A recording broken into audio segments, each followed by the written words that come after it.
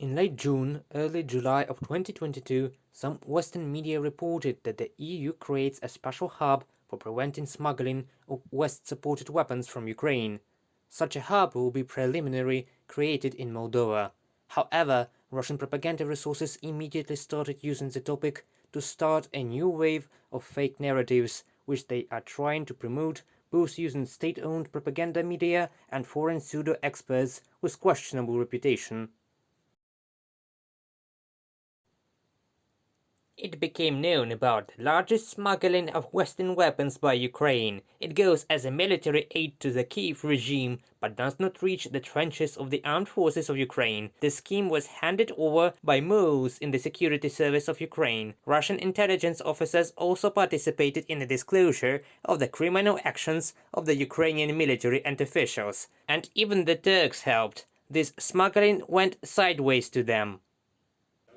Experts and political leaders of both Ukraine and EU immediately repelled the wave of propaganda and fakes about the illicit weapons smuggling from Ukraine.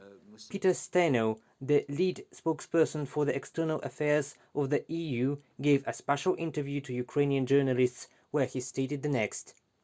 This process of weapons supply is as transparent as the current situation allows. Let's not forget that weapons supplied to Ukraine are a potential target for hostile actions by the Russian aggressor, but the relevant information about the nature of the supplies made thanks to EU funds is reflected in the decisions of the EU Council. For obvious reasons, we do not comment on the operational details regarding the supply of such equipment.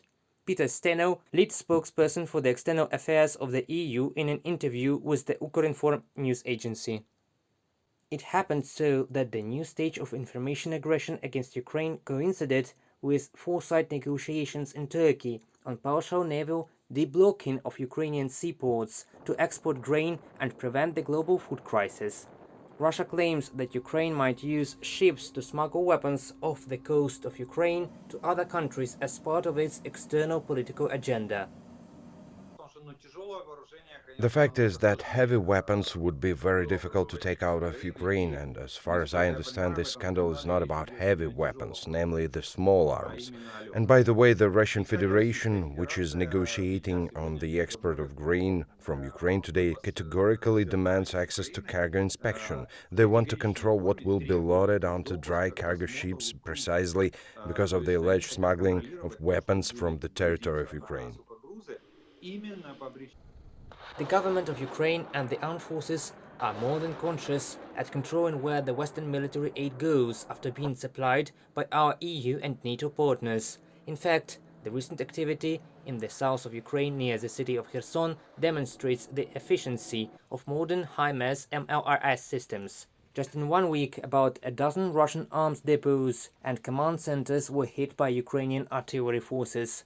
President Zelensky also gave an order to prepare everything for the deoccupation of the Kherson region and started negotiations about supplying new armor for HIMARS systems, which are capable of hitting targets over 300 kilometers away with high precision.